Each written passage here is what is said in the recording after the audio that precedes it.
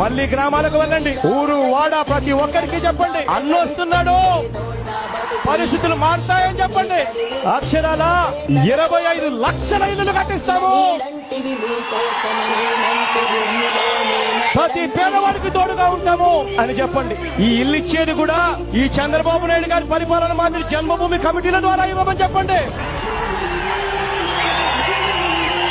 వైఎస్ఆర్ గారు మాత్రం ఇస్తాము అని చెప్పండి. సాచ్యురేషన్ పద్ధతిలో ఇస్తాము అని చెప్పండి. కులం చూడం, మతం చూడం, పార్టీ చూడం, రాజకీయాలు చేయం, రాజకీయాలు చూడం.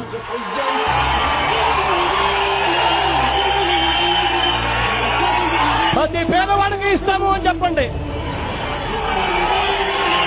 అన్న వస్తున్నాడు, మంచి రోజులు వస్తున్నాయి అని చెప్పండి.